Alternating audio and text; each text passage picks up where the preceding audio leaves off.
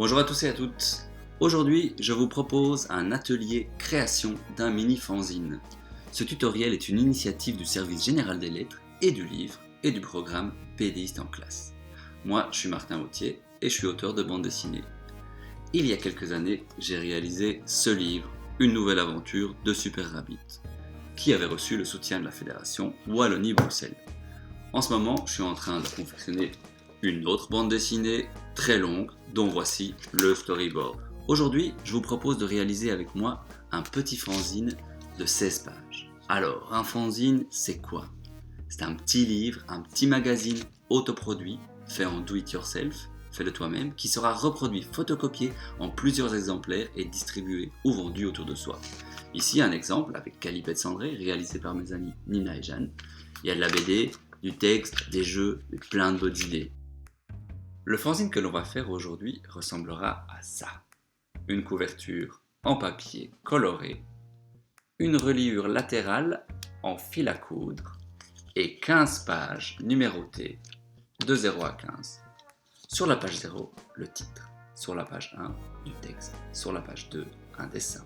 Et ainsi de suite jusqu'à la page 14. Vous l'aurez compris, les pages impaires seront réservées au texte, les pages paires seront réservées aux images. Et en page 15, nous pourrons écrire les crédits. En ce qui concerne son contenu, je vous propose de réaliser un exercice qui est directement inspiré d'un des premiers exercices de bande dessinée que j'ai suivi en cours du soir à l'Académie des Beaux-Arts. Il s'agit de dessiner au crayon 7 illustrations à partir de 7 images photographiques issues de magazines. Chaque illustration sera accompagnée d'un bout de texte que vous aurez choisi ou que vous aurez écrit pour l'occasion. Le but de ce tutoriel est de vous divertir, de fabriquer un objet personnel et de découvrir la narration par l'image et par le texte. Mais ce n'est qu'une recette parmi 1000 possibilités. Libre à vous de l'adapter selon vos envies ou vos besoins. Pour réaliser ce petit livre, vous aurez besoin de très peu de matériel. Une paire de ciseaux, du fil et une aiguille à coudre, un crayon, une gomme, quelques feuilles de papier blanc au format A4, une feuille de papier coloré également au format A4. Commençons par le plus simple. Ça vous donnera déjà une idée de l'objet que l'on va réaliser. Prenez une feuille A4 de papier blanc type papier machine ou du papier à dessin si vous en avez. Tenez la feuille au format paysage, le long côté au-dessus, et pliez-la en deux comme si vous refermiez un livre. Tournez votre feuille, la pliure au-dessus, et pliez-la une nouvelle fois en deux.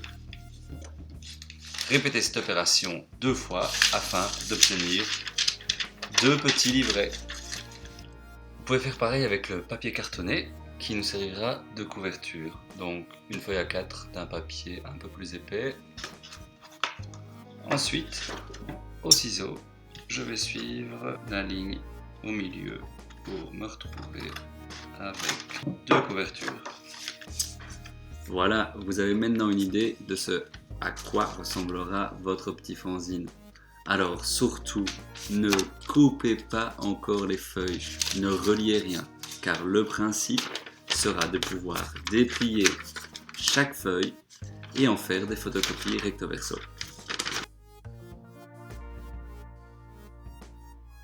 Prenez vos 2 petites feuilles pliées, des petits livrets, positionnez-les les uns sur les autres, les pliures en haut et à gauche. Avec un crayon, numérotez les pages dans les coins inférieurs de 0 à 15, comme ceci. 14 et 15. Une fois déplié, vous allez comprendre qu'il y aura des dessins et du texte au recto et au verso, mais aussi à l'endroit et à l'envers. Ok, maintenant que votre support est prêt, on va pouvoir commencer à le remplir. Si vous fouillez un peu dans votre maison, je suis sûr et certain que vous allez y trouver des vieux magazines, un album photo qui traîne, un calendrier, bref, plein de supports avec plein d'images photographiques. Parcourez-les et sélectionnez 7 images qui vous plaisent. Ne choisissez pas des images trop complexes remplies de détails car vous allez devoir les redessiner. Aussi, si elles sont en noir et blanc, c'est tant mieux, c'est plus facile car nous allons les reproduire au crayon. Une fois que vous avez repéré ces photos qui vous plaisent, vous pouvez les découper ou comme moi, en faire une photo à l'aide de votre téléphone. Maintenant que vous avez choisi vos 7 images, il va falloir y accrocher une histoire. Pour ce faire, choisissez l'ordre dans lequel vous voulez que ces images apparaissent dans votre livre. Ici, je vous propose pour vous aider d'en faire 7 mini-croquis dans l'ordre que vous désirez. En même temps, pensez à l'histoire que ces images vous inspirent. Ce qui est intéressant avec cet exercice, c'est que ces images n'ont souvent rien à voir les unes avec les autres. Elles vont donc ouvrir les possibilités de narration. Évitez la redondance. La redondance, c'est quand l'image et le texte racontent exactement la même chose. Pensez que l'image seule déjà raconte une histoire. Avec votre texte, essayez de rajouter une plus-value à ce que raconte déjà votre image. Par exemple, ici, dans mes 2 premières pages, le texte dit « Restons au lit aujourd'hui, restons couchés jusqu'à la fin du monde ». L'image est un cygne qui se balade dans l'eau. L'image et le texte, a priori, n'ont rien à voir l'une avec l'autre, mais les 2 côte à côte racontent déjà une histoire plus complexe. Est-ce le cygne qui parle? Est-ce que la personne qui parle voit le cygne par la fenêtre? Le cygne représente-t-il la mélancolie de celui qui parle? Les possibilités sont infinies. Vous aurez donc compris que image plus texte doivent ouvrir la narration et l'imaginaire. Si vous n'êtes pas trop inspiré pour écrire une histoire par vous-même, vous pouvez toujours reprendre quelques phrases d'un livre qui vous a plu, une courte poésie, le dialogue d'une pièce de théâtre, un bout d'article. Pour ne pas surcharger votre livre, je vous conseille de vous limiter à 1 ou 2 phrases par image. Voilà, vous venez de créer votre storyboard. 7 images, 7 bouts de texte. Maintenant, réalisons tout ça au propre. Je vous propose ici de réaliser vos images au crayon. Mais pourquoi au crayon? D'abord parce qu'un crayon, on en a souvent un chez soi. Ensuite, parce que c'est un bon outil pour apprendre à dessiner. Si on fait une erreur, on peut facilement l'effacer à l'aide d'une gomme. On peut faire des traits très légers, mais aussi très appuyés. On peut faire des traits fins, mais aussi larges. On peut faire des dégradés. On peut remplir une zone de façon uniforme. On peut venir le salir avec ses doigts. On peut venir récupérer le blanc de la feuille avec la gomme. Vous vous demandez aussi peut-être pourquoi je vous fais recopier des images qui existent déjà. Simplement, c'est un bon exercice pour travailler à peu près tout. Les proportions, la perspective, l'ombre, la lumière, les volumes. Ok, alors, dépliez votre premier petit livret pour réaliser votre premier dessin en page numéro 2. Ce qui va être intéressant, c'est qu'avec votre appareil, vous pouvez retoucher la photo. Vous pouvez la rogner en 1 sur 1, donc un carré. Et venir choisir ce qui vous plaît dans l'image, ce que vous avez envie de dessiner. Voilà, ça me donne une attention sur d'autres détails. Avec l'outil rogner, ce qui est intéressant aussi, c'est que vous avez des petites lignes, comme ça, 2 lignes horizontales et 2 lignes verticales, qui va peut-être vous aider dans votre démarche. Donc, sur votre papier, sur une page paire, vous allez tracer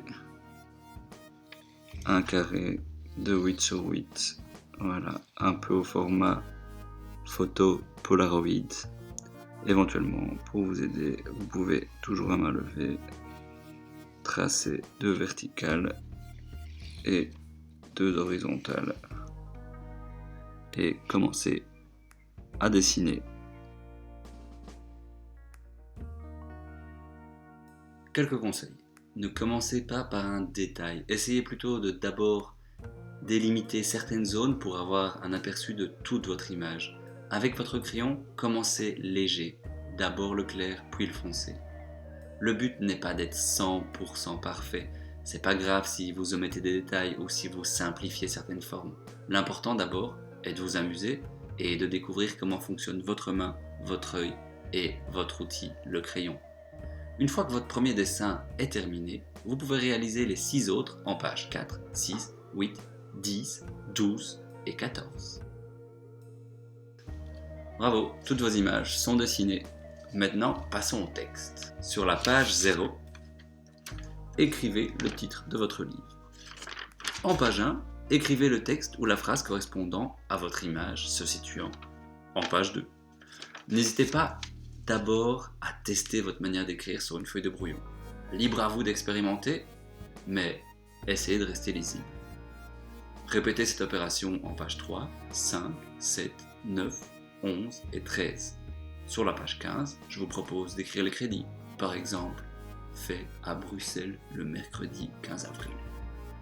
Voilà, votre livre est presque terminé. À cette étape, vous avez la possibilité de le dupliquer en autant d'exemplaires que vous voulez. Vous êtes en possession de 2 feuilles recto verso qu'il vous suffira de photocopier et replier de la même manière que vos 2 livrets originaux.